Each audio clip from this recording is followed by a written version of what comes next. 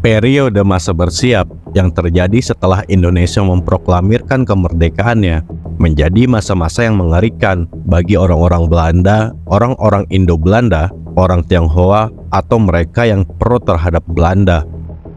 Sebab masa bersiap merupakan sebuah teror, kekacauan, dan kekerasan yang dilakukan oleh pribumi karena adanya keinginan balas dendam terhadap kolonialisme Belanda. Gerakan ini pada umumnya dilakukan atas inisiatif para pemuda.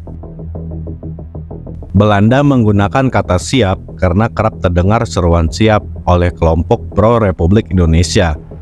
Pada masa itu, para pribumi dan pemuda akan menyerukan kata siap sembari mengangkat senjata ketika ada orang-orang yang dinilai menjadi musuh bagi mereka. Namun sejarawan Indonesia, Boni Triana, sempat memprotes penggunaan istilah bersiap. Boni menilai istilah itu memiliki kesan rasisme. Boni pun sempat meminta kepada Belanda untuk menghapuskan istilah bersiap. Tetapi Belanda tetap menggunakan istilah bersiap untuk menyebut periode kekerasan yang terjadi pada masa Revolusi Nasional Indonesia itu. Di beberapa daerah di Indonesia juga menyebut periode masa bersiap dengan istilah yang berbeda-beda. Misalnya di Depok disebut gedoran, di Banten dan sekitarnya disebut ngeli, dan di Jawa Tengah disebut gegeran atau dombreng.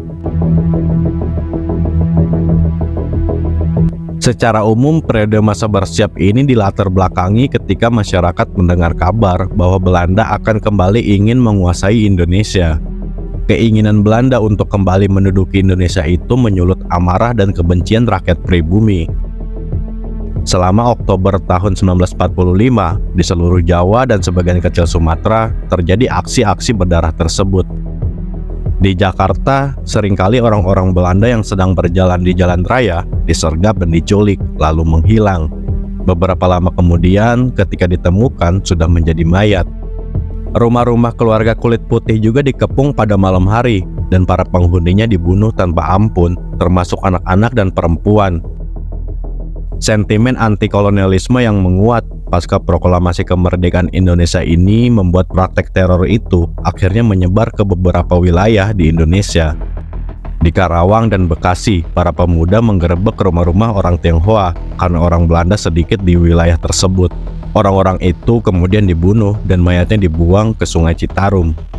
Pembunuhan terhadap orang-orang Belanda atau orang yang pro terhadap Belanda itu diperkirakan berkisar antara 3.500 sampai 20.000 orang.